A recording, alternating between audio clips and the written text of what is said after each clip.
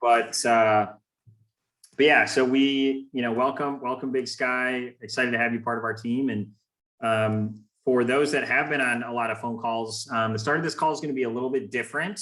We're going to do something that involves all of you. So if you're not on video, you're definitely going to want to be. And if you are in a place that you are moving, I understand some of you guys are driving, which is totally fine.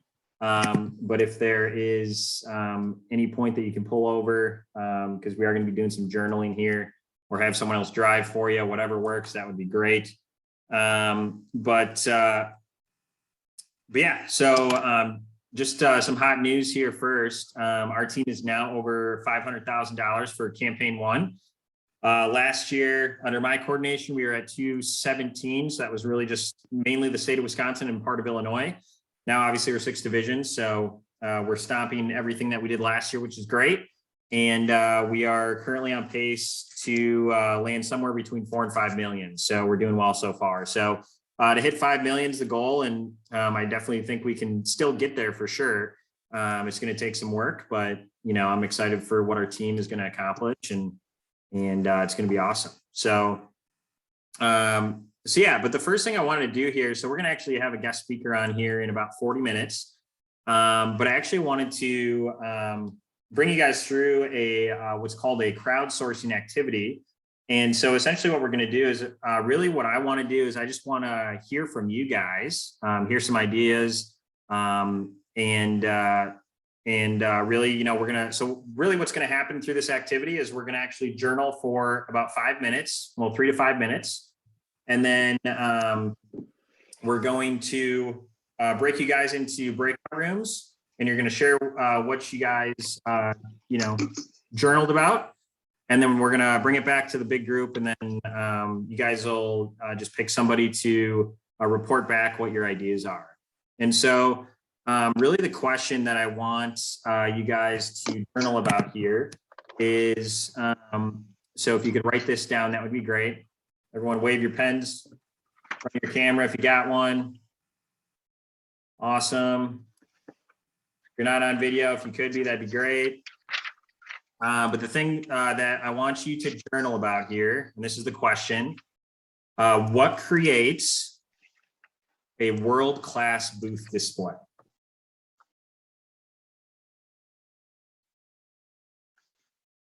Okay, so the question again is, what creates a world-class booth display? And so what we're going to do here is we're going to journal here for about 3 to 5 minutes. Caden, if you could throw the question in the chat, that'd be great.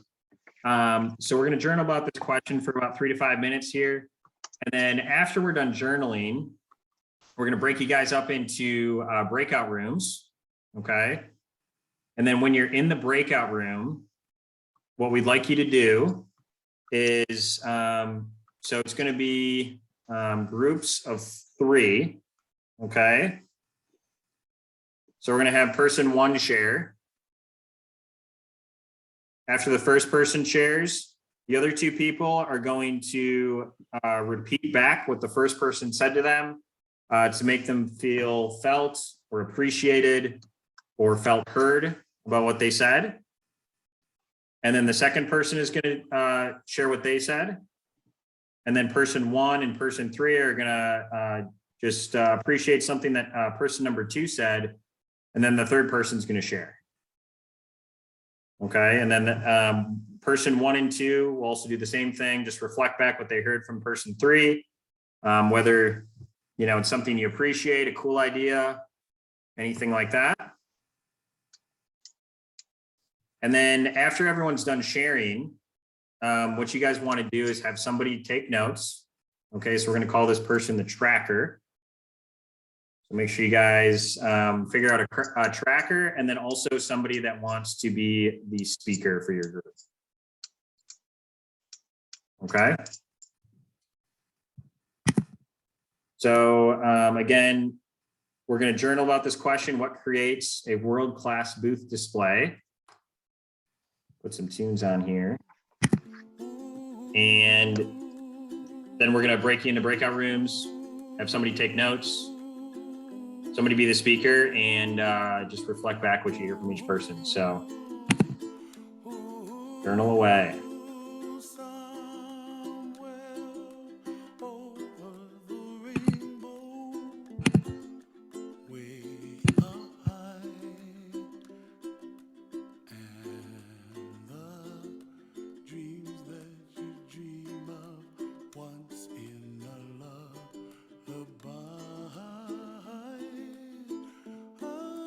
This could be anything. It could be from what types of products are in the booth, what kind of, tablecloths or signage they have, how the rep and the team is, how they look, how they're dressed, what's the energy at the booth.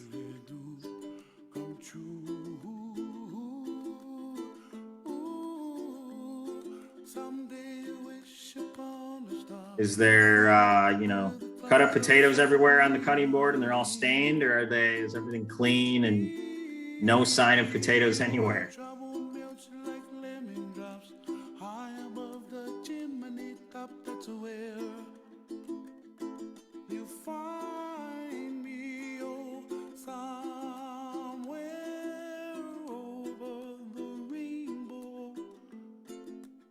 Also think of like a time that you've worked with maybe somebody that you really look up to in the business, or maybe somebody you field trained with.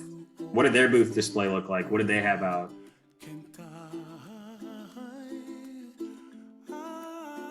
How did customers react to their booth?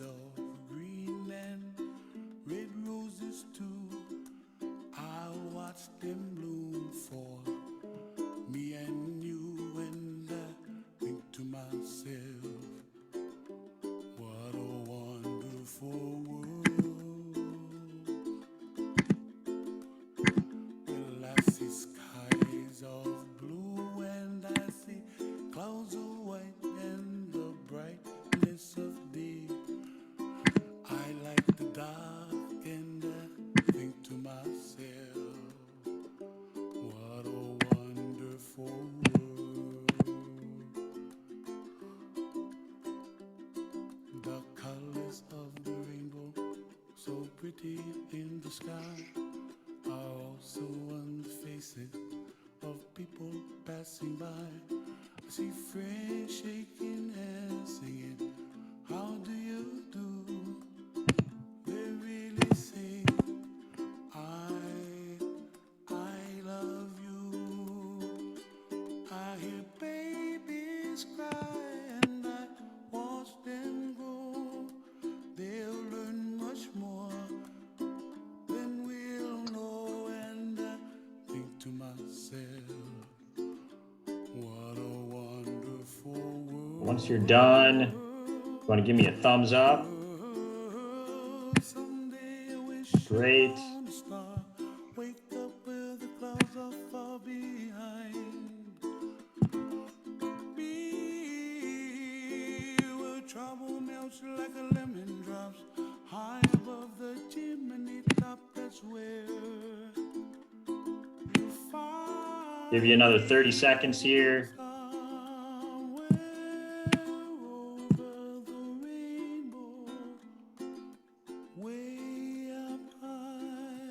And then I just want to remind you, as we open up the breakout rooms here, what we're going to do is just first person, go ahead and share. And then the other two people that are not sharing, just reflect anything back, whether it's a great idea, something you appreciate about the person, anything that they shared. The second person will go, and then the other two people also do the same thing, appreciate, reflect back anything that you heard, a great idea, maybe something you haven't thought of. And then the third person share. And then once you're all done sharing, just have one person take notes. And then we're going to have one person speak.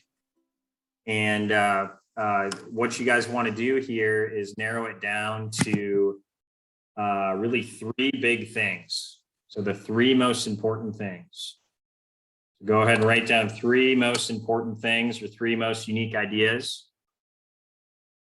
about booth displays.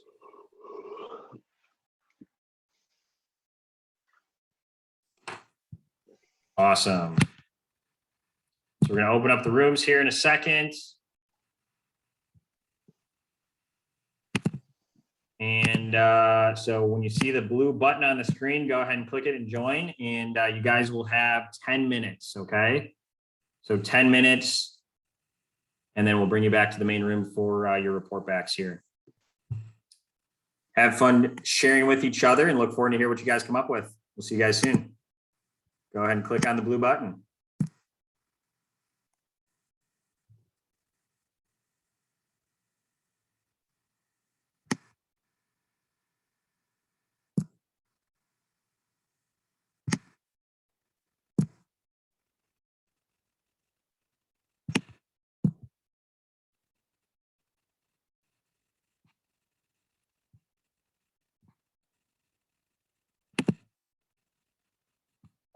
David, it looks like you are not paying attention. So that's cool. Caden, I don't have you in a room right now. Would you like to join a room? Sure. Okay, cool. I'll move you into room 4.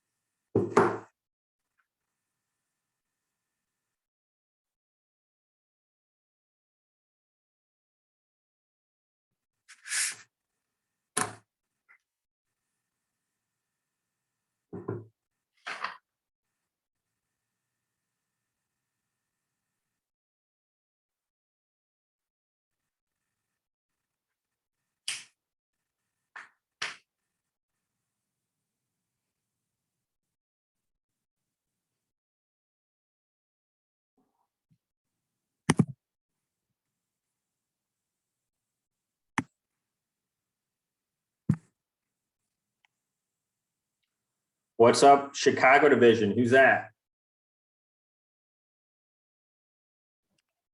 Oh, this is Jacques. It's probably because of the Zoom that I'm logged into.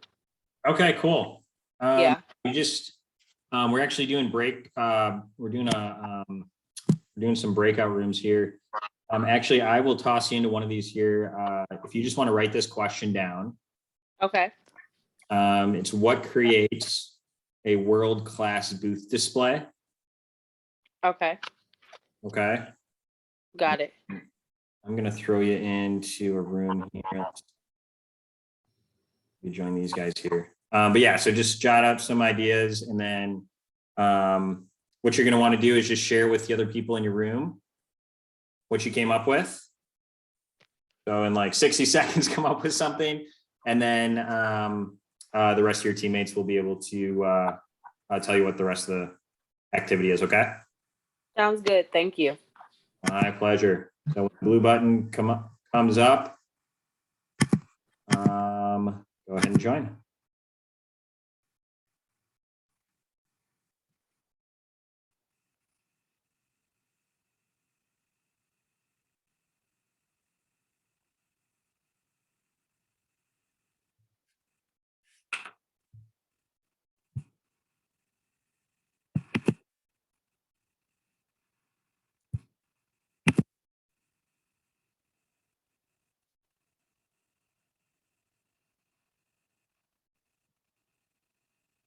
What's up, Tara?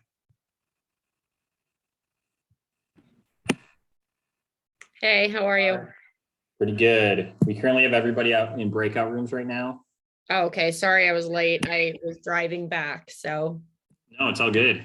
So yeah, so we still got time. I'll throw you in a breakout room here, but basically, I had everybody journal about this question. What creates a world-class booth display? So if you want to just jot that down. What creates a world-class booth display? You want to come up with just a couple ideas quickly, and then you'll just share it with the other teammates in your breakout room, and then we're gonna take notes and everyone's gonna report back 3 cool ideas. So I will throw you in with. Let's see.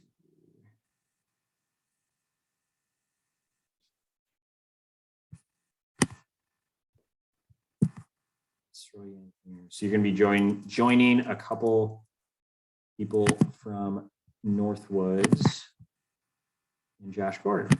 So we'll see you soon. Okay.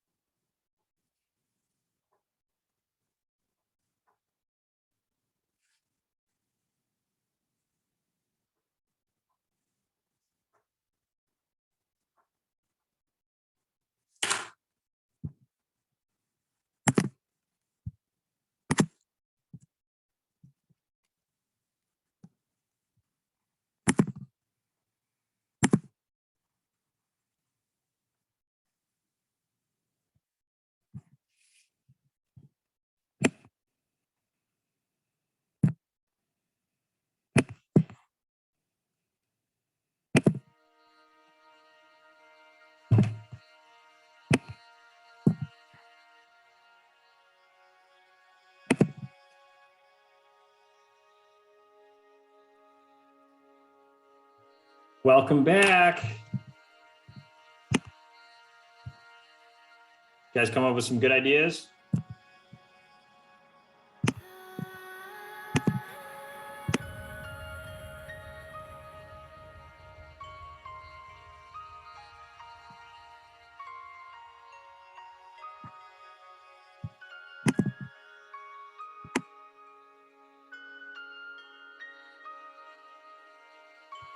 Welcome back, everybody.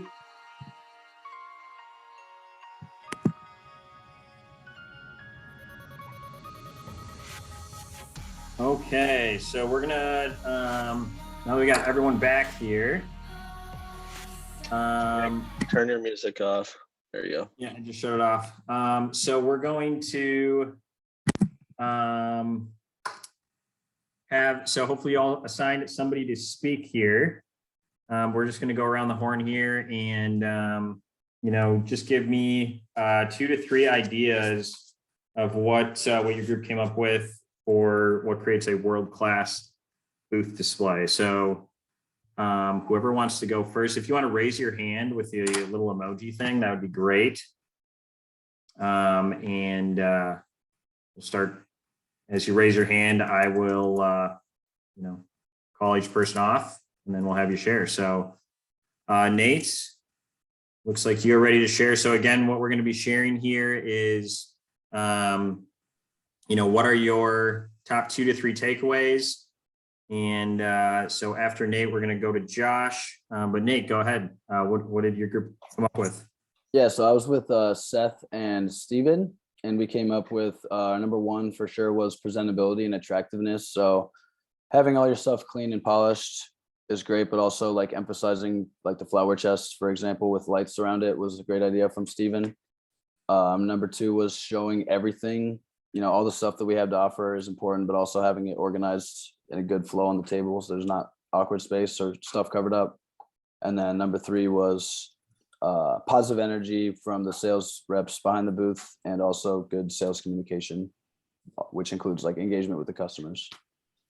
Awesome. It's always good to have positivity. That is for sure. Appreciate it, Nate, Seth, and Steven. And then Josh, we're going to go to you, and then Matt Tucknut will go to you next. So Josh, what did your group come up with? Yeah, so we had Caden, Tara, and Jared in our group, and one was how far away can the customer tell it's a Cutco booth, right? So thinking like walking out from your booth, and how far away can you tell it's Cutco booth? Do you have a flag? Do you have certain things that indicate that it's Cutco? Constantly improving the booth. And so just this, it's more so the mentality of the rep.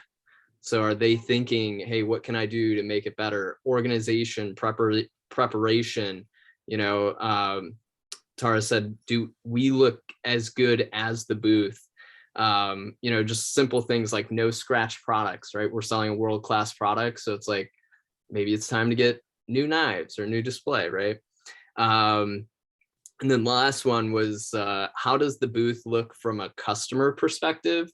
Because I think sometimes we as reps get the thought, oh, our booth looks awesome, right? And like we post in the fire booth chat or whatever, but it's how does it look from a customer perspective in terms of how they would want to buy the product and how they would experience Cutco. And I really feel like with that, it's less is more. Awesome. Appreciate it, Josh. Yeah, I really like the, seeing how far away, like, it's always nice when they can see you from basically everywhere. It's like, oh my gosh, look, there's a Cutco booth like 500 yards away. Let's go to there. So yeah, I love that. Thanks, guys. Tuck, we're going to go to you next. And then Vernon, you will be next here. So again, what are 2 to 3 things? What creates a world-class booth display? Go ahead, Tuck. Cool. First thing for us is we had levels. So you don't want your booth to just be flat. You want to have different levels, whether that be utilizing like shelves or stacking things on like cutting boards or having like magnetic display boards, anything like that. You want it to be like a 3D effect. You want them to be able to, you want it, helps with catching the eye. And then obviously neat, organized, clean. You want it to be an inviting atmosphere and experience for the customer. And then the last thing is we had prioritize your highest CPO opportunities. So what that means is like you want to have your bigger things up front, right? Sets, cookware, flatware, business gifts, right? Versus putting out like, you know, garden tools right up front, or like kitchen tools, or something that doesn't really like isn't really a needle mover. You know, that stuff can be put in the back, and even, you know, depending on the state, you can put the hunting knives in the back if you're in Illinois. So. Awesome. Appreciate it, Tuck. Yep. Yeah, I really like the 3D effect. I know it's always good to have shelving and stuff, and I know we're always trying to make our booths taller, maybe so we can see how far away they are, right? But yeah, appreciate that, Tuck. Vern, we're gonna have you come up next, and then Jamie, you'll be bringing up the rear here for your group. So Vern, 1, 2, 3 things that your group has come up with. So Vern, if you want to share, go for it. Let's hear from you, man. Yeah, first we had neat and tidy. So especially after every demo, are you leaving your leather shavings there, your penny shavings there, or are you cleaning them up? Also make sure that also goes along with your attire, knowing your audience for the event. But either way, like was mentioned before, are you mimicking how your display looks? Is your flatware box all dusty and full of, you know, crap? Or are you know, getting tape and cleaning that out? Is your flatware super scratched up? If it is, you should reinvest in a new one. When Brandon was watching me, he was like, hey, your 6-piece accessory set looks a little scratched up. You should order a new one. And I ordered one that second. So are you keeping up and making sure that your stuff is looking good? Is your cookware all scratched up? Are you displaying your own cookware, or are you investing in display cookware? So that's the first one. Especially if you are displaying knives, are there fingerprints all over the blades, or are you polishing them after every single turn, or after whenever someone's like, oh, I have this, and that, are you leaving them all pushed to the side and full of fingerprints, or are you polishing them? I know before a lot of my shifts, I'll like, you know, get a wet rag and I'll like wipe down everything and then like, you know, dry them off and polish them. Are you blinding your customers with how shiny your stuff is? Second one is also layers. So whether that is the tier shelves or the cutting boards, you know, so do you have like 1 or 2 flatware chests and stack one flatware chest on top of the other one? And then having a package focus, right? So just like Tuck said before, so can people know like what they can buy? Like, are your gadgets just kind of thrown on a table, or do they look like a set? I usually always have like my ultimate next to my flatware, next to my cookware, so they can see one, Beauty and the Beast, but they can also see the Cutco kitchen, right? Do your hunting knives look like a bunch of knives thrown on the table, or does it look like a set? Same with your business gifts. You have the right literature in front of, you know, certain packages, so they can see like what exactly they're looking at. Are your blocks empty? Do you have like empty steak knife slots in your blocks, or do you have a full ultimate set with bigger steak knives, so they can see options like, oh, I can actually get this with bigger steak knives, right? So do you have basically like a Cutco kitchen setup? So those were our 3. Awesome. Appreciate it, Vern. Yeah, the package focus is definitely a big thing. I know ever since I upgraded mine to steak knives, it's definitely been, you know, a huge thing. And I feel like I'm selling a lot more sets just because I have those out there. So appreciate that. And then Jamie, we're going to have you share next. So what did your group come up with? So a lot of these have been repeated already, but the first one I would say is to have the tablecloths looking as pristine as possible. And to add to that, I would say definitely if you don't have the black tablecloths, and those are definitely a must. Back in the day, I used to have the blue ones, and then I had to like tape them on the side and put like these white sheets to cover the side, and it really didn't look so good. So the black ones do all that for you. It makes it look really, really nice. So I would definitely invest in those for sure. Also, no food at the booth, cutting wise, and in our opinion, I used to have like $20 worth of groceries for every show I did. I'd buy like carrots and cheese and all this stuff, and I used to think, well, the more they cut, the more they buy, but that's definitely not true at the booth. And some customers actually used to try to like eat small blocks of cheese and do all kinds of weird stuff. So, no food will keep your booth in much better shape for sure. And the last thing, which has already been brought up, is the program focus for sure. We One of the things that I applied to the from the booth was obviously, presenting the ultimate upgrade, and even on my service calls from this last event, just reminding myself to have that booth focus even on the service calls helped me sell a lot more by presenting all the stuff like in had a $600 average order size on a service call. So I think by having that program focus, it just opens your mind to just after the booth is over too with your service calls from the show. So those are our three. Awesome. Appreciate it, Jamie. Yeah, I think you said a lot of those things were repeated, but I think most of them were new. So like the new no food cutting, obviously, goes along with keeping a clean booth. But yeah, I know some of us still have the blue tablecloths. I don't personally, but I know a lot of people do. But yeah, I remember back in the day, it's like you're grabbing like those clamps or, stapler or something and trying to keep them, to stay still on your table, and they're always moving, especially if you're out in the wind in an outdoor event. So yeah, those black fitted tablecloths are definitely a, great investment for sure.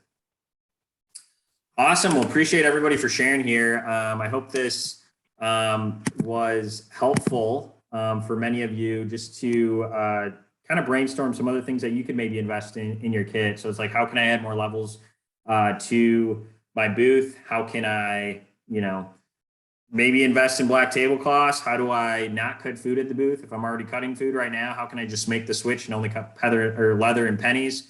And it's, it's always good to keep a lot of this stuff in mind. So a lot of times I don't think we look at all this stuff, but it's always good to keep in mind, how can I invest in a better kit, or how can I make my, booth look a little more, world-class?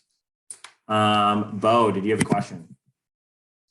No, one thing we also did talk about was location wise. So, I mean, if you go to set up for an event, always ask him maybe with the promoter, if you're not in the best space possible and you see that there's other spaces because there are people that have canceled last minute cancellations, and we've noticed some empty booths in some of the events, to see if that's a possibility to move before you get the booth set up. Or like me and Josh did at the King County Home Show, where we adjusted kind of our space. We brought it back a little bit so that we weren't creating that bottleneck right there, so that people felt it was okay to approach us instead of feeling like they had to move or they were in the way. So. Awesome. Yeah, that is a very great point. I know Vern and I actually did that in Oshkosh at a home show last year. We were in this little tiny like 8x10 booth, and then there was a big 20-foot space wide open, and we're like, hey, can we move? Like, we're like really cramped in here. And they're like, yeah, sure, go ahead. And we, ended up selling a lot more at that booth. Yeah, Vern, did you have a question or comment? Yeah, just two quick things. I would highly suggest that every event that you're working with at least another person to, at minimum, upgrade to a corner, because you can have basically like two full displays, and best case get a 10x20 corner. So just invest in that. It's a better experience for you and for the customers as well. Kate and I love that as much as I love you guys, and I loved Nick at that Oshkosh when I didn't want to be on top of them or anybody else. And second thing, a lot of you have heard me say this over and over again, but I highly suggest for investing in your kit to set up an event with holdings and put like 3 to 5% in there, let that rack up and use that to invest in your display so that you're not going in debt.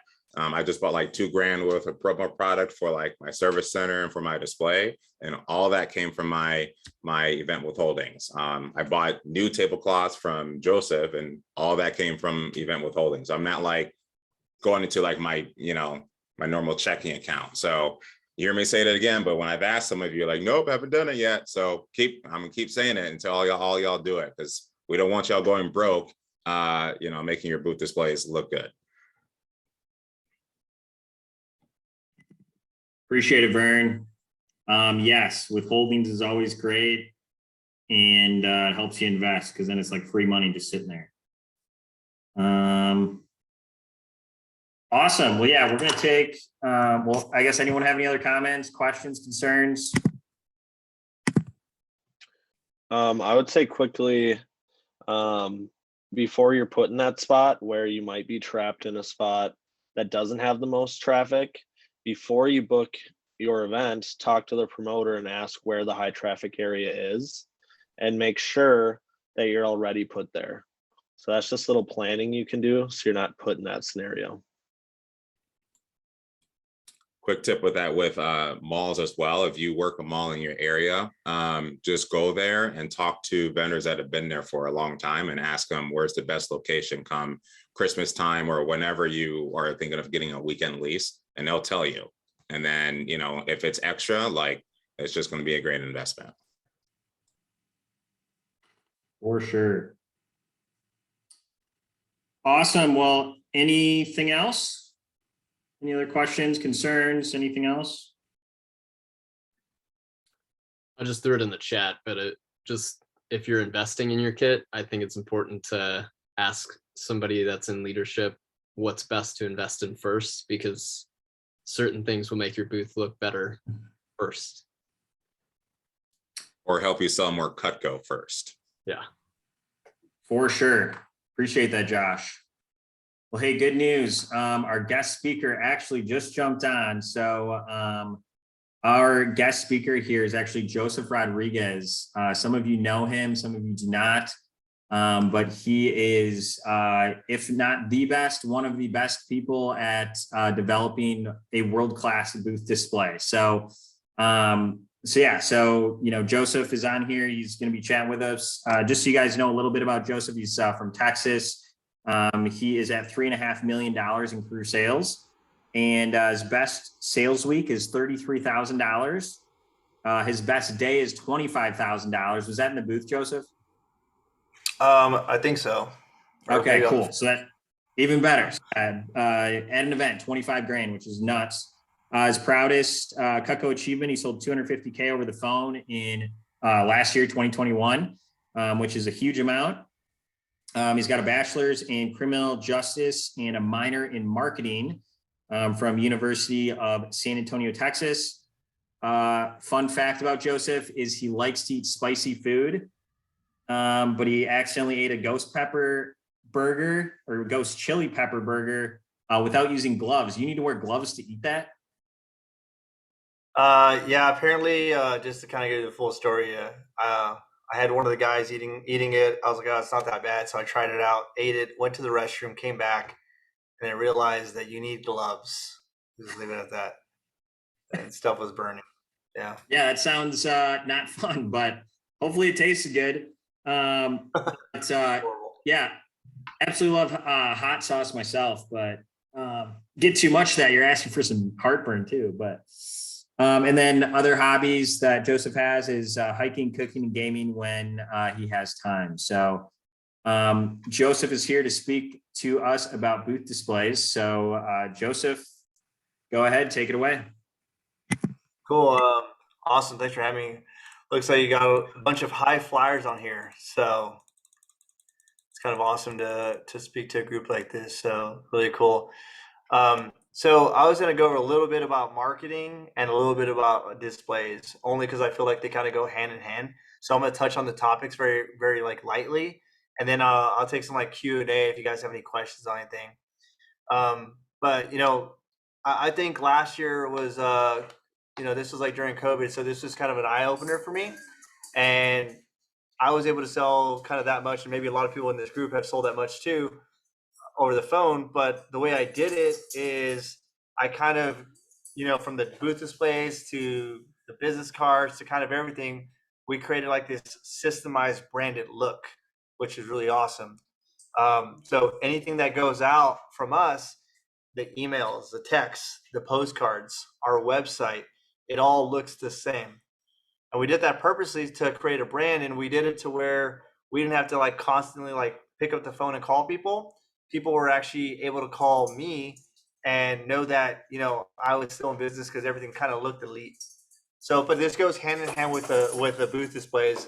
I was saying, Matt, I didn't want to sound like I'm just like pitching my stuff here. So I'm gonna kind of go a little bit on kind of what we do and what we ask ourselves in order to like make the best displays, and anytime that we're using anything. And these are things that you want to kind of ask yourself. So I'm just gonna run through them here. So these are some of the key questions that I ask myself when you're actually like creating a brand, creating a look, right? So that way you have everything kind of feeling the same. The number one thing is like, is it consistent? Is all your branding, whether it's your booths, whether it's your flyers, your handouts, everything, does it actually look like a brand, right? So today I purposely wore this little Nike outfit, right? Because when you look at Nike, it's all the same across the board. It doesn't matter where you go across the world. If you go to an Apple store, it all looks the same. It all feels the same. There's not different colors and pretty pictures just to have them. It actually feels the same. What emotion are you trying to convey to a customer when they walk up to your display? You know, what colors are you using? What are the aesthetics behind it? Is it easy to know it's Cutco? How do people interpret it? Like, do they think it's cheap? Do they think it's expensive? What I found, like, sometimes when we're selling like these displays, the hardest people to convince are the best salespeople, because the best salespeople are already selling so much that they're so talented in selling the product. But what I found with working with like brand new people and working with like top tier people is if they can get the brand to do 80% of the legwork for them. So when they walk up to the booth and they know it's expensive, you don't ever get that confusion from a customer. Now you can like 4 or 5 or 6 or 7x your sales without having to really resell the product on why it's so good. So you let the brand do the speaking for you. Like when you walk into an Apple store, you already know that it's $2,000. You already know it's $3,000. They don't really have to sell you on it. You're just like, oh, I'm here to pick up my book. I'm here to get the Tesla, right? So that's our goal, always to make it everything kind of look better. The fonts, the stationery, you want everything to have modern branding. You want it to like represent like the best product in its class. And you know, you always want to ask yourself, what problem are you trying to solve if you're actually trying to get a better display? Like, what is the problem that you're trying to solve? And I noticed for years what we were trying to solve is we would, I remember we had these cheap displays and people would come up and we'd sell them for like 45 minutes on an Ultimate, and then they would hand us a $20 bill because they thought it was like, you know, when we say it's $19.99. We had some people literally thought it was $19.99, but that's because we had such a cheap looking display. So the misconception was there. Now, like, people never, ever, ever confuse it at all. So that's what you guys want to make sure that, you know, whether you're getting displays from us or somebody else, that you want to feel and look expensive, and you want to be the same across the board versus a bunch of random pretty pictures. You want them to see how like the brand is conveyed to them. The biggest thing that I'm sure everybody can relate to, everybody's had that conversation where like, hey, are you guys a college kid? Are you guys college kids selling the Cutco knives, right? Well, when you have like these really elite displays, you don't get that question anymore. You don't get people saying, hey, do you just do this for college? Right? Because it's not like a rinky dinky setup. It's actually really nice. So that's the thing is like, are you running this like a college kid, or are you running this like a business professional?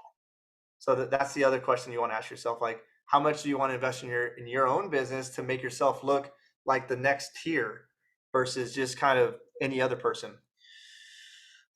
Consistent branding also equals trust. So when you guys have the same brand across the board in your division, what we've noticed, because we did it in Lone Star, we did it in Dante's the coordinator. He did it for GCK out in Houston, and everything kind of looks the same, and it all is starting to look elite and very similar, right? Again, when you have different color schemes, it's really hard to have that same brand. So, you know, how much trust are you giving your customers versus how good of a salesperson are you, right? I noticed that some of the best salespeople, they have to keep reselling every single time. But remember, the first time that somebody comes up to the booth, you got to realize that sometimes this is the first time that they have ever seen Cutco. Like this is their first experience and the first impression ever. So if you have, some signage that just doesn't look right, that's going to be their first impression on it, right? Versus when you have all these high-end stuff, like people don't negotiate with you as much. The price is a price, and you get full price sales. So we've noticed like a huge skyrocket too, and just kind of the confidence in giving the pricing when we're spending this much money, because you're investing your marketing and branding back into your business. But my biggest thing is like, because our product is so good, you don't have to really convince people and pressure them to purchase our product if everything is aligned. And your goal as a rep is to represent the product at the highest level and make it easy for your customers to make decisions and not force and high pressure sell them, because the brand is doing the job for you, right? So I like telling people this, sir, we wouldn't have spent $10,000 on our booth if it was cheap stuff, if it was going to fall apart, right? Like, hey, is this stuff worth it? Heck yeah, it's worth it. Like, why would we spend this much money on the brand if it wasn't? We're not a fly-by-night company, and but the best businesses have the best branding, the same consistent messages, right? And what I like to tell people, if you're gonna sell knives, you might as well sell it at a super high level. So make sure that everything that you do is extremely elite, and that's why I believe having like the best displays is going to change like your entire business, your mindset, and it's going to kind of prop you to the next to the next level. We were at the Houston Rodeo this last week, and I was able to work 4 days, and my biggest day was 16 grand. And I was just selling set after set after set, but it didn't feel like it, because I would just tell people, hey, we didn't spend this much money on our displays, and we're the only people here if it wasn't a good product. So I just recommend you get it if you want to get it. So, but again, you want to give your customers the best world-class experience, right? And you want to make them feel the way you would feel like if you walked into like a really nice Rolex store or anything like that. You already know it's expensive. You don't have to ask. And I think truly it's just from being consistent across everything that you're doing, right? How you do pretty much anything, like in the kind of the branding world, is kind of how you do everything, right? So from your website to your Facebook page to your booth displays, everything has to be top, and it has to look very consistent. Is what I would recommend. Now, I feel like Nick, if there's something else you kind of wanted me to cover, that's what I can cover some of the marketing stuff or some of the booth display stuff a little deeper. Yeah, go ahead. I mean, whatever you got, man. We got time. Okay, cool. So yeah, as far as like if you guys, I'm just gonna touch a little bit on this. So some of the marketing that I like to use is, and this is all kind of driven to your booth displays. Okay, one thing I like to do is I like to take a picture of like whatever booth you have that's really nice, and I'll put it into my email marketing, and I'll put like a picture of myself and try to send that out. So when people come up, they remember you. They just don't say, oh yeah, I work with some guy. They actually get all the marketing from an email and a text, and they look immediately at the display, and they're like, oh yeah, this is the Cutco booth, right? That's one thing I do. I do that on text. I've been doing that on postcards, and then I'll kind of share this with y'all real quick. You guys can kind of look at this. We created this just to put my website on there. So we did a website also. It's got like all the same branding, but we push that brand also, and people always remember it. But, and then the last thing I would say is like we do voice drops too. But if you kind of work everything like in unison, you're gonna get more business over the phone. So the reason why I'm so like, I guess kind of passionate on this part of it is because I always ask myself, like, what if you guys remember COVID, right? What if we don't have events anymore, right? What if you get hurt and you can't go work? Like, what are you gonna do? Is your brand strong enough where you can just start sending out, different emails and texts consistently and still get business from it? I'm sure a lot of y'all just get like random business throughout the year. I think the prior week I did about like 15 grand. And it was just like off referrals, and it was just from like previous marketing emails and kind of tying everything together with our Facebook page. And it was just like, hey, I know this guy. And like this week we have like about 5 or 6. So like my goal is always to get like referrals like weekly without doing any of the other stuff. So I highly recommend doing that and just trying to create a consistent look for yourself. But I'll take any questions you guys have on any type of like branding, marketing, anything like that. I got a question, Joseph. So, I don't know if I ever asked you this, but do you sell the backdrops as well too, like the nice backdrops that we see at the shows as well? Yeah. So just I guess I'll kind of plug our company a little bit. So now we have pretty much access to everything you can think of. We have anything from the small displays to if you want to do like a super elite display. We have suppliers all throughout the country that we work with directly. So I always tell people like we don't have a lot of competition because we work with all the competition, and we're able to get and I only shop with the best suppliers. So like if something does not look good, if it's like crappy material, if it's falling apart, if their shipping deadlines aren't good, we literally cut them out of our chain, and we find another supplier that's really high end. So for years I've been kind of looking, and I'm always looking for like the next supplier that's like the best one. And then we basically plug in with them, and we have a team of graphic designers now that we work with that goes through compliance on everything. So if there's something that you're looking for, you're wanting, I mean, we can design it. I try to like, my biggest thing is keep everything super simple, right? And let it work for yourself. Let the brand work for yourself. And I'm sure some of y'all have bought stuff from me. I really appreciate it. And I'm hoping that it's attracting the right customers to come up the booth, even if you don't see it, right? But we've noticed it. We've noticed it on the numbers. Like we tracked it with like different teams, and we've seen like a surge of sales. But the biggest thing I can tell you, the biggest thing is like, if some people have booths and some people don't, and some people are different, and it all looks kind of all over the place, and you want to go work 3 hours away, and somebody wants to go work 2 hours here and 4 hours here, the best thing that I've noticed is like everybody just can bring a mega display together just like that, because everybody has the same stuff. But usually what happens is like when you're working, somebody has something good and somebody has something like okay, you're like, hey, you don't have to bring your stuff. Can so-and-so bring their stuff? So we've done that for like our key events tier, where everybody has to be at the same level, whether it's cookware, your knives, everything has to be exactly the same. So I highly recommend y'all do that and try to get everything on the same page with colors and everything. So when you guys do have that 20 by 40, or you have a 20 by 20 at each home show, and you have 2 or 3 of them, it all looks the same. It's not like, hey, why is that? Are you guys in competition with the other guys, right? And you'll hear that if it looks different. So you want it to look all the same, is what I would highly recommend. No more tire kickers. That's funny. Awesome. Joseph, a couple of people are asking, do you have a website, Joseph, that you could share, or Yeah, I'll put whatever works easier?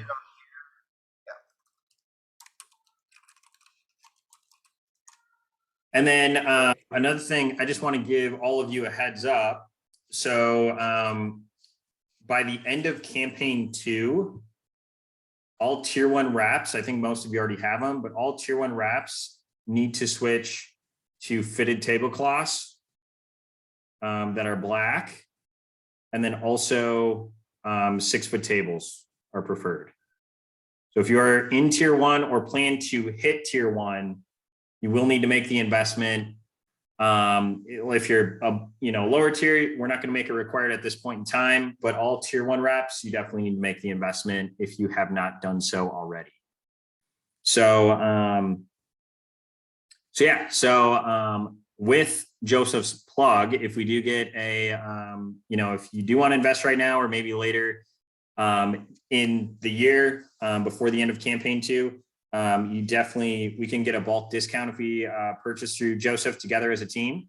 So if anyone else is interested, I've already bought, I think, 6 tablecloths from Joseph and probably 4 or 5 backdrops, I think. Just because, some of you have been purchasing it from me and I've been using it for community kits too, but and Nick, if you want me to kind of tell them a little bit about how like it works with everybody. yeah, that'd be great. Cool. I didn't think this was going to be a sales pitch for me, so, but I'll tell you exactly how it works. Basically what we do, like if there's like a wish list that you guys have, you can send it to me. If we order all at once, we can do group discounts. And then what I can do is I can do payments for everybody. I can break it up however much you want, and then we ship everything up front. So that way you don't have to worry about it. So as you get it, the shows are obviously like, it's going to motivate you to go get more shows in your calendar. And one thing that I've noticed that is probably, I would say, our most expensive item, but I feel is also where we're earning the most profit, is like when you get tents and you go down, do these outdoor events, and everybody has like a cheap looking canopy, people literally stop, especially if you're like by a side of the road and they're like, hey, I saw the Cutco banner here. I saw the Cutco branding and I stopped and I parked my car and I just wanted to replace this one knife or a niche sharpener or whatever, right? That leads into sales. But I will consistently do $30 events, $50 events that will now, before like our max was like 1,000 to 1,500, that we're now selling anywhere from like 3,500 to like $5,000 for a $35 event. It's because we like everybody else is going cheap on their displays at those shows, and we are just looking like super immaculate. So that's one of the biggest game changers that I did probably a year and a half ago. We did another show the same way. It was one of our biggest events. We were doing about 15,000 max, right? At the whole show is 3 days. And now we've upped it to about 80 grand. And we've just maxed out the displays, and people are like, what is this? Like, this is so cool. And people never heard of us, but when they come up to us, again, it's the first experience they get. So it's just a different experience. It's not something that's not fitted or anything like that. It looks professional. Remind you guys, we are selling up to $15,000 worth of product.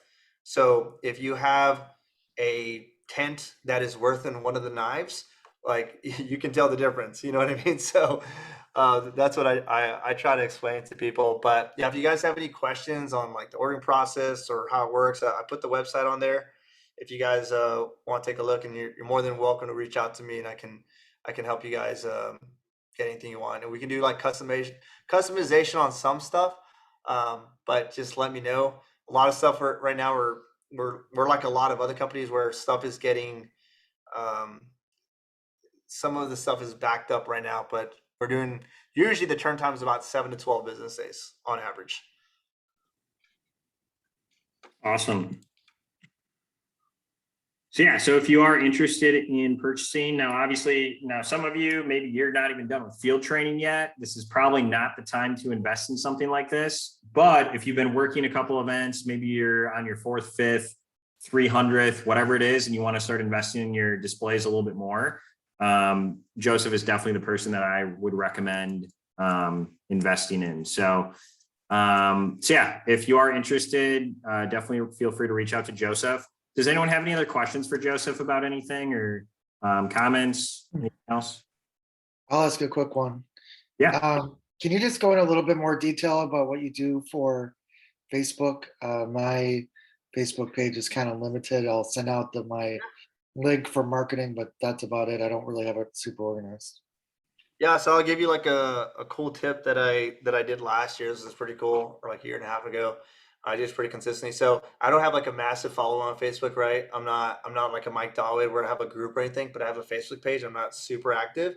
But what I do is I take my emails, my text, and if you just want to kind of get it ramped up, I would do a giveaway, do a $200 giveaway for Cutco, and say all you got to do is sign up for my Facebook page or my Facebook group, right? And run that campaign for about a month. So email everybody, hey, we're going to do this. Reminder, 2 weeks left. Reminder, 1 week left. And then do a drawing, right?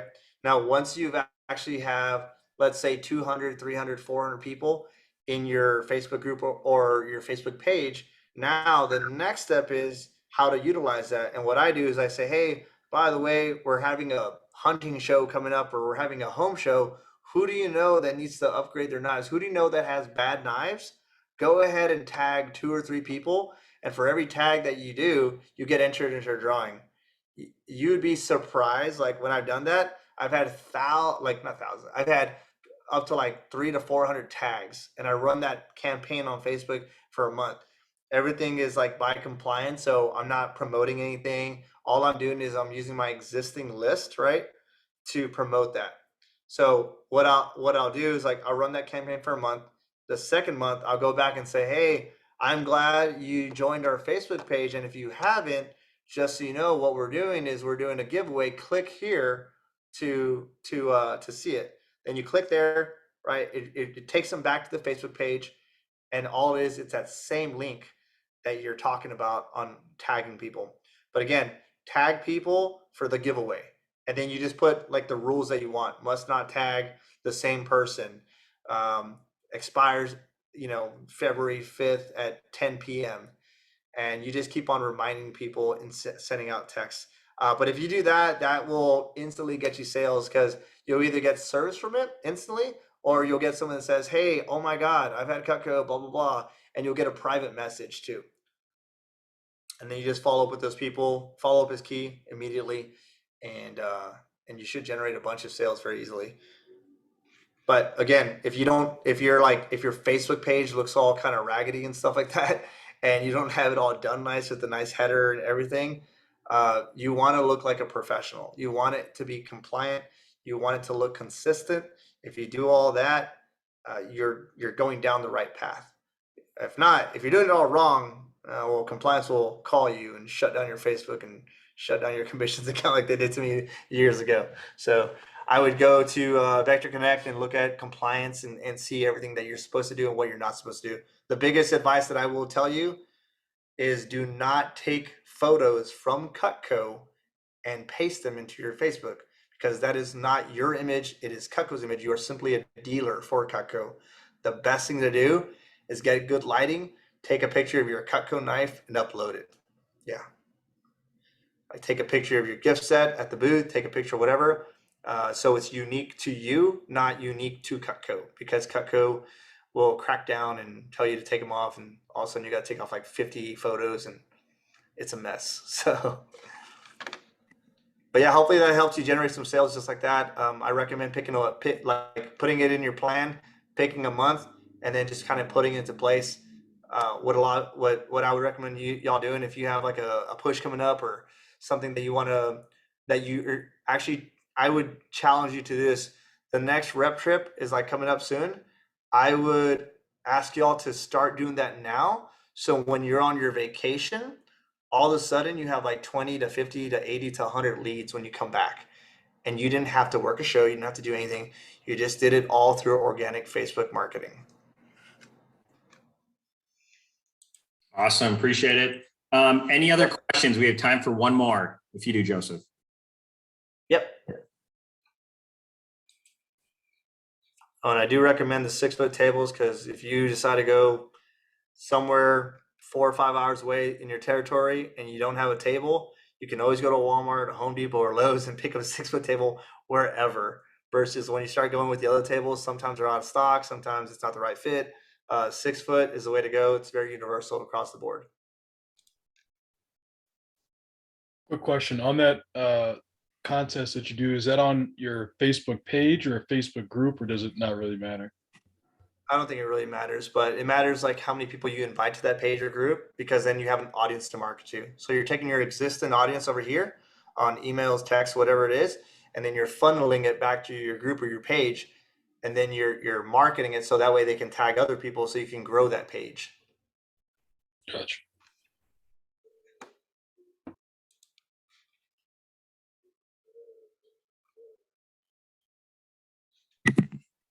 Awesome. Well, let's show Joseph some love. Appreciate you being on the call and giving us the goods.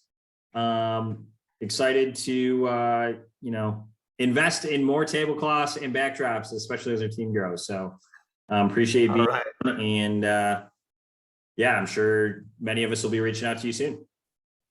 Awesome. I'll put my number down here if y'all want to reach out to me. you can shoot me a text, or if you want the best way you're gonna get like because lately everyone's been hitting me up on like 17 different platforms and it's hard to keep up. So the best way to do it is just email me and it'll be me or my assistant will reach back out to you.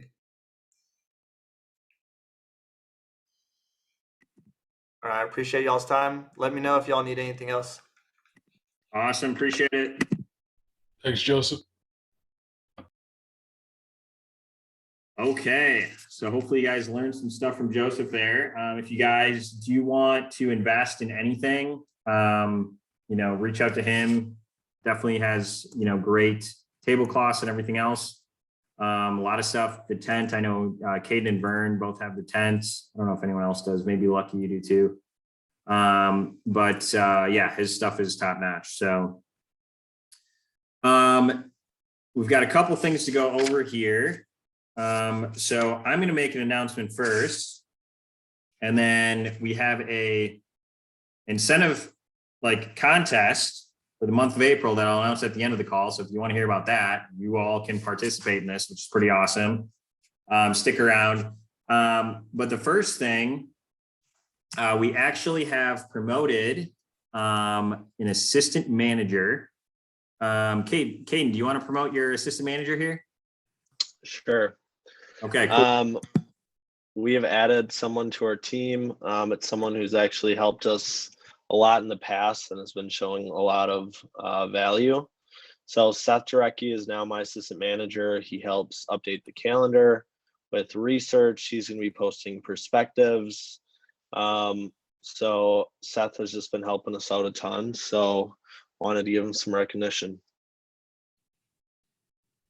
Appreciate it, Caden. And Seth, I guess, is there anything you want to say? Anything you're excited about? Yeah, I just want to say thank you. And I'm super excited to help out the team in whatever way I can. Awesome. Yeah, we're excited to have you on, Seth. I know it's going to be a lot of work learning from Caden, because I know he does a lot of work as well, but it's going to be great. And we're excited to see you step up, man. Thank you. Awesome. So next up, want to bring up Lucky. Lucky, I believe you are a co-host. Now you are. But Lucky, if you want to come on up and just share anything about the team meetings that you got coming up. Yeah, so can everyone hear me okay? Cool. Yeah, first off, I want to appreciate the people that stepped up before and done team meetings. Josh, I know you've done team meetings. You've gotten great feedback. Caden, great feedback. Matt, great feedback. Bo, even this week, stepping up and giving a great talk to the Chicago division. Great feedback from that as well too. And Alex, you got some love as well too. All the managers loved your message as well. They said it was really good. So yeah, I'm just looking for more of that. So right now I'm going to want to sign some people up for the rest of campaign 1. So I'll share my screen here. And we just need the rest of campaign 1 booked for team meetings. It's just all about giving back to the new reps and just promoting the Fair and Show team as well. So this week tomorrow I'll be speaking to the Northwoods division about selling ultimates and sets as well too. So all we need is these pink spots filled, and the rest of campaign 1. Vernon stepping up for the last week as well. So that's awesome as well. So who wants to step up and fill up these slots? And then Lucky, actually, for all the ones that are recorded that are the same week, because obviously we just added Big Sky, you can, obviously you can just move Caden into that recorded spot.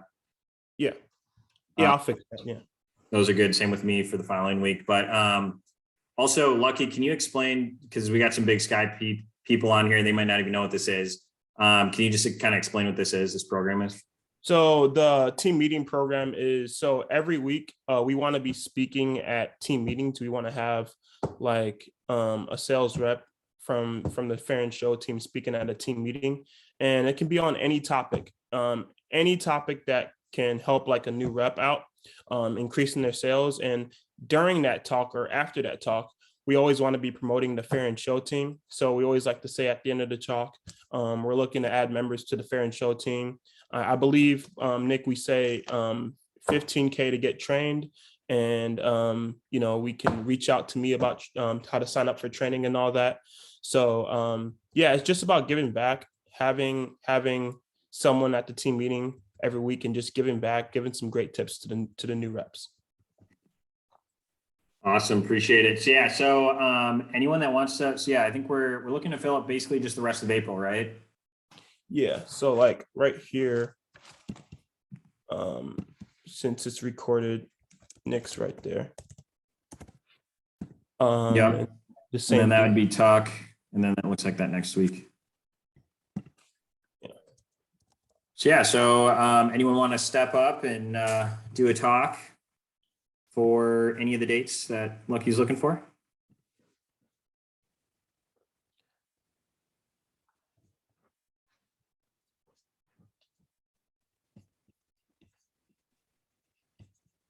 So quick question, would I speak in Danny's office potentially? Is that what you're saying? I don't know if I even understand. Oh, no, you're not speaking at Danny's office. So he's going to be playing your video at the team meeting. Okay. That you recorded. Yeah. So anything that's recorded, the manager or the person of that, or the dom or will be playing that video. And then if it's live, you'll be speaking like on Zoom. Okay. I mean, I didn't know there was an extra live one or something because I just did the recorded one. If you wanted me to talk one time live for Danny's office, I could. That's all I was saying. I didn't know. Well, if you want, we have a live one on for Big Sky week 16. Did you want to take that? Oh, sure. Okay. Put you in for that, Jamie. What's the date on that? That's to be announced because we just added Big Sky to this. So Yeah, I'll be speaking to Wyatt and Charlie and figuring out their team meetings. So Jamie will let you know sooner than later. All right. who wants to step up for these meetings? Only have 5 to 10. It's only a 5 to 10 minute message. Either way, so. I can do the Northwoods live on 4/27. Thanks, Caden, for stepping up.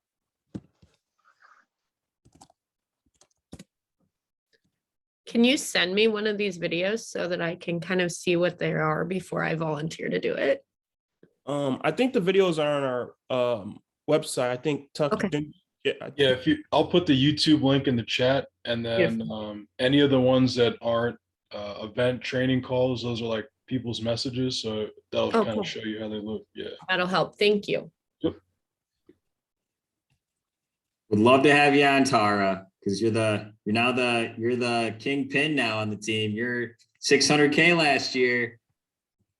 Tara, would you want to step up for this these 4 recorded calls, or you want to wait and see? I'm gonna look and see kind of how it goes. I don't know what you guys, I mean, my message right now would be just work. That would be my message. So I don't think that that's like a 5-second video. So I need to watch and see kind of what I'm speaking, but don't count me out. I mean, I'm happy to help wherever I can. Okay, cool. And then if anyone's wanting to jump into one of these, like in May, June, July, before our next monthly phone call, when we are taking signups, you're more than welcome to reach out to Lucky and grab one. You can find this Google Doc on the website. So. Oh, perfect. Okay. But yeah, who wants 420, 421 recorded talk? And the recorded talks, you could do these tomorrow, even though they're a month away. So it's okay to do them sooner than later. And just so everybody knows, it's not 4 different recorded talks. It's just one that's going to be played in each office.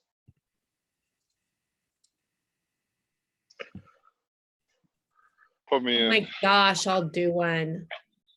Oh, Oh, we No, got I two mean, if players David, on too. David, if you want it, you take it. I'm happy to bow out. I just can't handle silence. I'll take it. Tara, do you want to do the May one on May 4th? Is it live or recorded? Because I've Yeah. already got stuff on my. It's a recorded schedule's talk. great. It's recorded? Yep. Then yes, I would love to do that. Put you down. Woohoo. Thanks guys for stepping up here. Thank you so much. Now, if somebody could send me a script, I'm May the happy. fourth be with you. Awesome. Appreciate it, guys.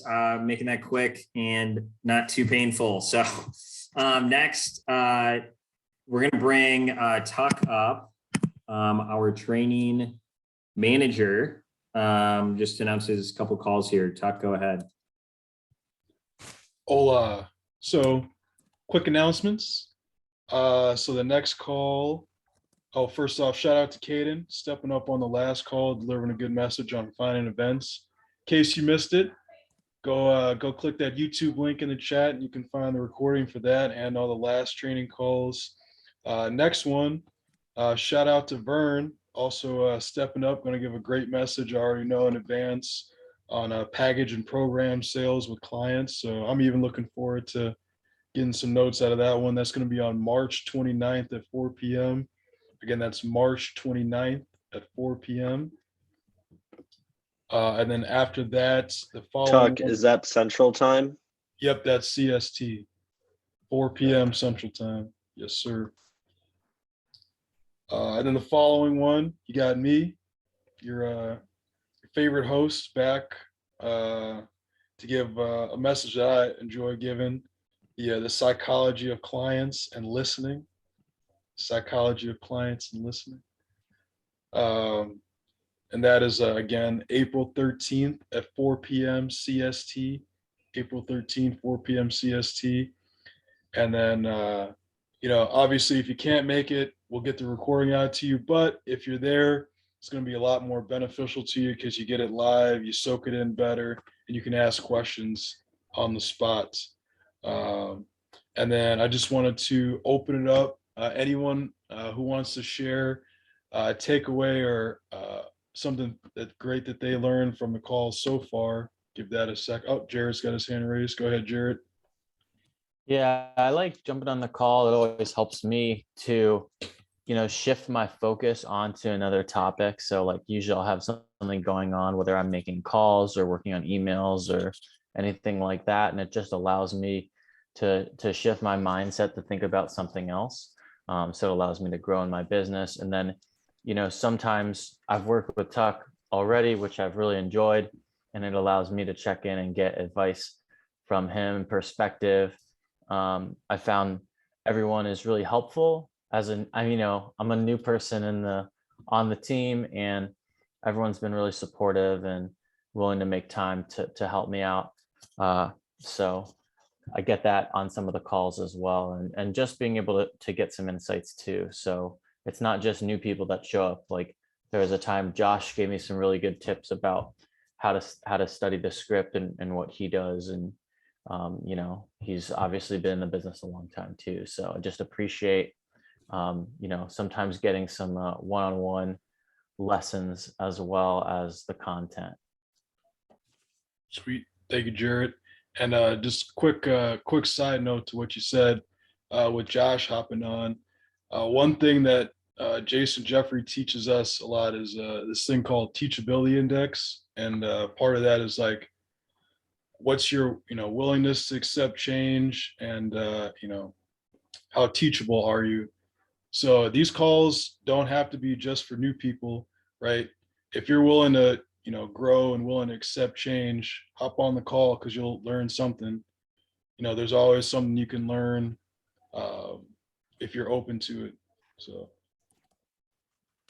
and if anyone else wanted to share, feel free to jump in. I've learned a ton from Tuck, field training, working at events. Everything I've learned are being taught on these calls. I wouldn't have had 100K a year last year if it wasn't for Tuck. I barely knew to close. So as soon as he taught me those simple changes, I was seeing huge results. So hopefully you guys take the time to invest in yourself. Appreciate it, Caden. And it's fun working with both of y'all. So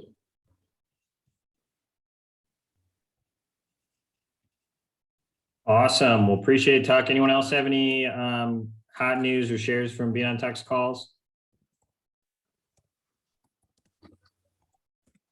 Awesome. Well, there's also raffles. So I won something, which was awesome. I won the magnetic display.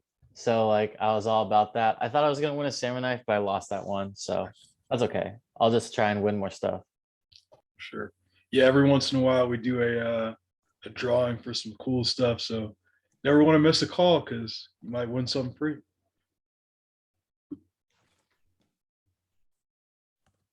Awesome. Well, hey, appreciate it, Tuck. Appreciate all your hard work helping these guys out. And yeah, so if you want more questions answered, like Jared said, you know, you get some pretty good one-on-one time. And the great thing is all of this is free. It's all just your time. That's all you're spending. So definitely jump on to Tuck's phone calls, especially if you are new on the team. They're great. So I do want to bring Caden up too. Before I bring up Caden, actually, you know what? No, Caden, we'll bring you up first. All right, I'm going to share my screen here. That share. All right. So tonight, Seth and I are going to be updating the calendar so you guys can see what is booked, what's not booked. If it's not booked, get your booking requests in. I can't tell you how many shows this year we ran into that are already full. One of our key events that we're working this summer might already be full. So make sure you guys get it in right away. Now, if you guys look at all these pink spaces, these are all shifts that are available to work. So you're going to notice they're in every division, every territory. Get to work, guys. I didn't find all these events so they can go unstaffed. Okay. So if you guys aren't working, there's tons of options. So if you guys want to work, reach out to me or Nick and we can get you on the calendar. There's literally hundreds of shifts available. Okay. So this goes on and on. But again, like I said, just make sure you get all your booking requests in. I know mine are all in, Tuck's are in, Lucky's are in, Seth's are in. I'm sure there's some other people on the team. And they don't have to worry about not getting into an event. So that's all I really have. So you can take it away, Nick. Awesome. You can unshare your screen. That would be great. Red stop share at the top. Where? Oh, okay. There we go. There you go. Appreciate it, man. Awesome. So before I get to the pretty sweet contest here, just a couple small things.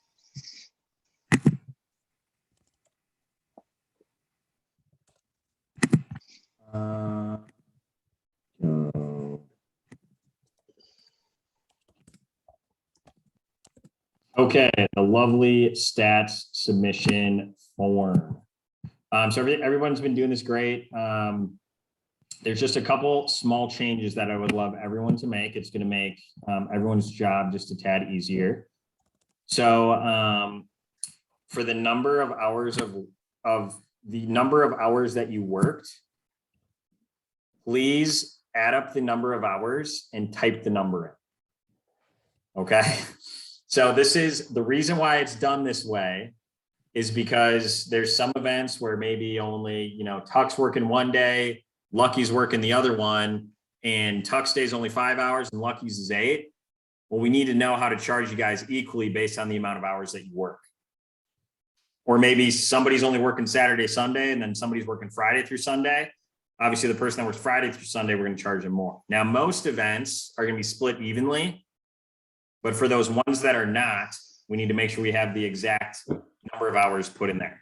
So please enter a number. The reason why this needs to happen too is I am no longer doing recaps. I now have an assistant.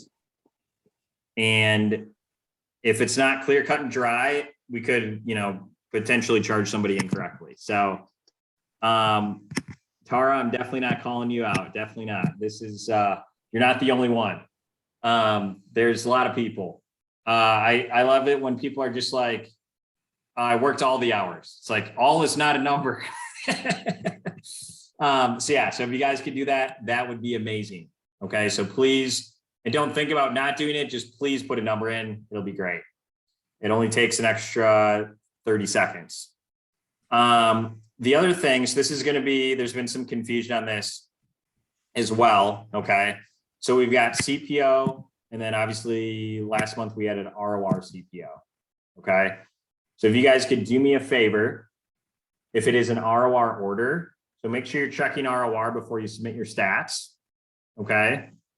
So check ROR. If you owe somebody an order, please send it to them ASAP. And then enter the ROR CPO here in this ROR spot. And then for the CPO, that is only the CPO that tabs for you. Okay. So CPO would be, so let's say I'm working an event, I sell $1,000, I go check ROR, and I write up a $200 order for Caden. Then 200 CPO goes in ROR, and then 800 CPO goes here because 800 CPO tabs for Nick Snyder. Okay. Does anyone have any questions? Jared, I see your hands raised. Yeah, so you would only fill out ROR CPO if you entered an order that belonged to someone. If you wrote up an order but didn't enter it, you would leave that blank.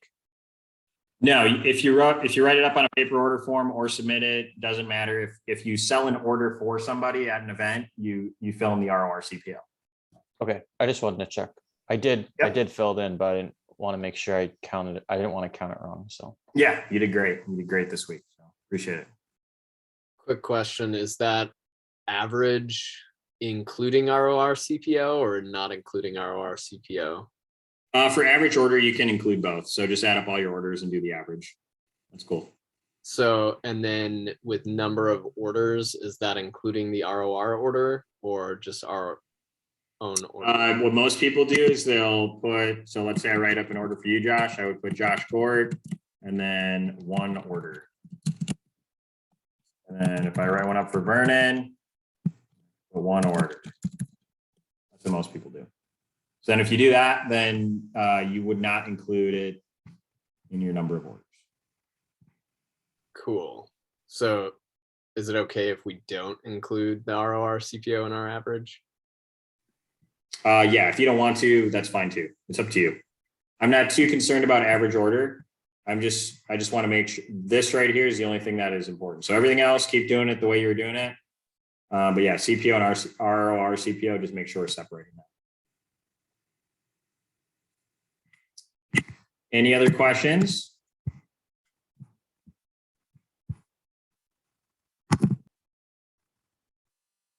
That all make sense to everybody? Awesome. So if you guys can start doing that, everything else has been great. The only other thing is there has been a couple of late fees that have come in over the last 2 weeks. We're doing amazing the first like 2.5 months. And then all of a sudden we started having some late fees trickle in. So if you haven't done so already, set a reminder on your phone and make sure you get your stats in on time. So I would honestly set it at like 10 o'clock PM on Monday or 9 PM or 8 PM on Monday, just so you make sure you get it in before, 7:30 AM. Another thing that is going to be changing, especially because Big Sky has jumped into the events team, is so Tara is 2 hours behind us. And most of the other team is 1 hour behind us. So at this point in time, that means 6 AM for her to submit her stats. Okay. Not good, right? Tara doesn't like getting up at 6 AM or 5:59 to put those stats in, right? So what we're going to be doing is we're actually going to be delaying the shift, your stats. Okay. Your stats need to be put in by 9 AM Central Time. So 9 AM. So that's going to be changing the policy here. If you want to keep submitting by 8 AM Central, great. But 9 AM is now the cutoff. If you do it after, you do it at 9:01, getting a late fee. So So yeah, so just throw it in your calendar. 9 a.m. Tuesday is the new deadline. That's Central Time. And yeah, just make sure you get your stats in beforehand. What I actually do, because yes, I submit stats too, because I don't, like I said, I don't do recaps anymore, is I submit my stats before I even start packing up my booth. So when I get done Sunday, 5 o'clock, before I even grab a knife out of my display board, I go on our website and I submit my stats, because then I know it's going to be done. I won't be late. Tara, you have a question, comment? Well, that's a beautiful idea, except some of us have quote sheets that we call back on Monday. So I would want my stats to reflect that. So that's why I do it on Monday nights. Okay, yeah, that's fine too. That's totally cool. So, hey Tara, you haven't been late yet, so you're great. Even though it is 6 a.m. on Tuesday, basically, or it was now 7 a.m. Awesome. Any other questions, concerns, comments before I share a little team contest here? Awesome. So we have an incentive contest for the month of April. So for this contest, you'll want to write this down. I'll send out I'll put something on the group me too after we're done here. But for this contest, it's all event sales at tab for the month of August, or sorry, not August, April. So all April events sales. This is anything that comes from a service event, a traditional event, a mall display, an industry event, anything within the events umbrella qualifies. So if you answer your phone and somebody buys a peeler from you, doesn't count. But everything else, at an event, behind a booth, at a service event, whatever it is, counts. Those sales count towards the sales contest, okay? So what we're gonna be doing, we're gonna need a drum roll. Okay, so we're gonna be going to FOGO in Chicago as a team. So this is how you qualify. If you hit $10,000 in event sales for the month of April, you get to go for half price, which is like 50 bucks. So at $10,000 for the entire month of April at events, you qualify. If you sell 15K, you qualify at 75% off. So it's like 25 bucks. It's only like 100 bucks per person. So it's only 25 bucks. If you sell 20K, you get to go for free. And then if you sell 30K, you get dinner. We also comp your hotel. We'll book a hotel and it won't be the Motel 6 either. It'll be a nice hotel. So everyone is able to qualify for this contest. So anything that you sell at events will qualify. And I just decided on a limb here. I'm gonna actually throw this in too.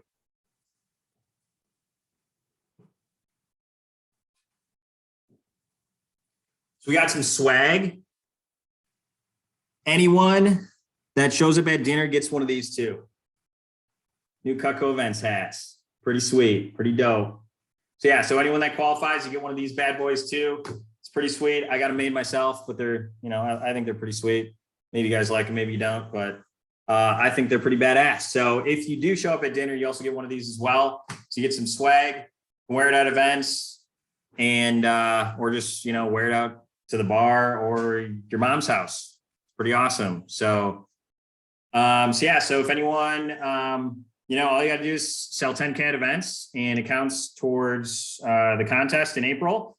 And then also the cool thing is if you if you sell 10K, if you sell 15, 20, 30K, whatever it is, maybe you sell $100,000 in April for events, it also counts towards our events goal too, our team goal, which is always a great thing.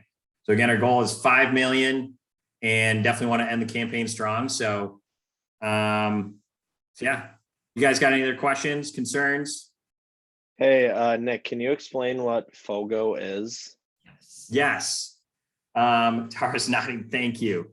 So FOGO is a Brazilian steakhouse. So what they do is you get like this little circle card and it starts on red.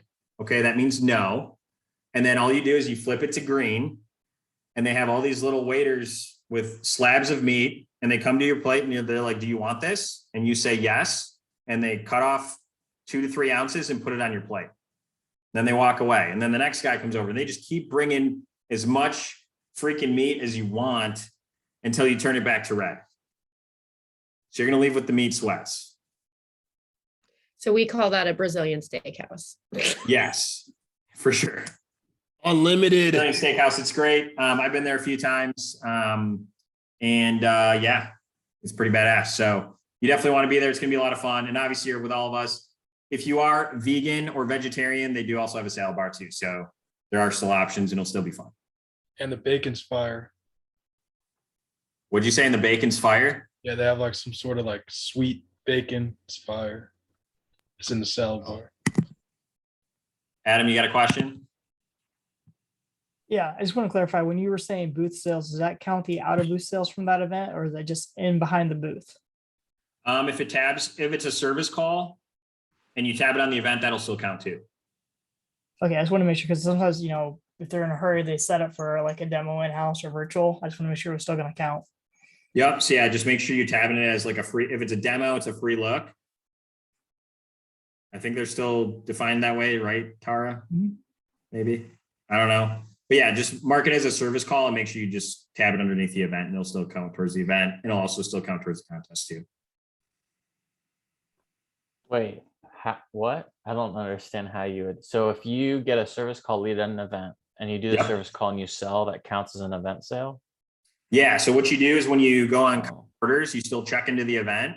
And then, so Jared, if you go on Vector or, Cutco orders, right? Yeah. And you go on to, you check into an event and you click on the thing, is it like like a booth, new customer, booth reorder? There's also event service call, order, reorder, whatever. So you just have it as like an event service call and it'll still count towards the event. Oh, okay. Cool. And if you didn't do that for your service calls, you can actually go into orders and adjust it. Yeah, I'm gonna have to do that. Yeah, there's like a little thing you can click. All right, cool. Thanks, guys.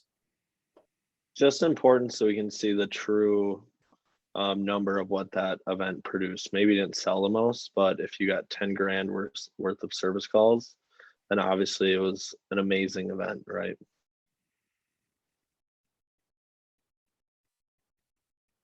Awesome. An event booth lead is in the drop down, it sounds like Tara said. Any other questions about anything? Yeah, I posted in the chat, but do you know when this dinner will be? We don't have a date nailed down, but it will be in May. And not during the push. All right. Can it be after May 13th? I will definitely let you know. I think we're gonna do, I don't know what you call that, where everyone can vote on a couple different dates. So be looking forward for that. I think that's what we're gonna do in the group chat. Yep. Yeah, definitely. Thank you, Caden. Any other questions, concerns, comments, anything?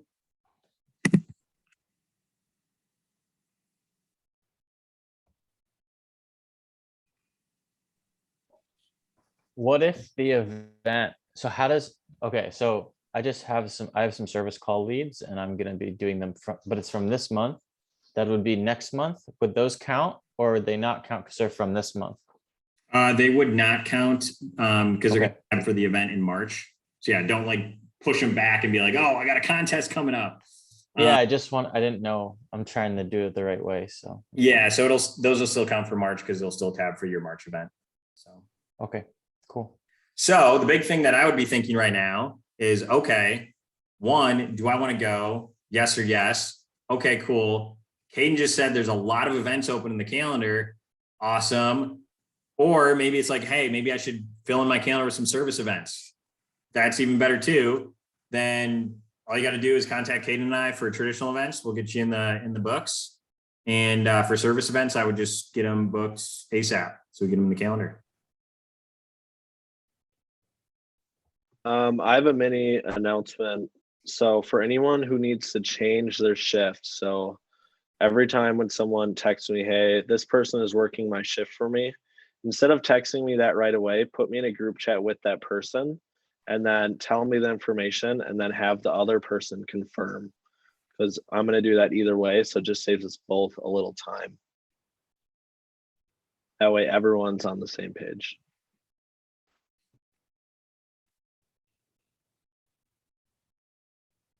Appreciate it. Awesome. Well, if anyone wants to stand longer, we are now in bonus time. Events managers, feel free to stick on. Actually, please, event managers, stick on for a sec. And then, yeah, if anyone has any other questions, concerns, comments, definitely stick around and we're happy to answer anything. Otherwise, if you are heading out, have a good rest of your night and thanks for being on.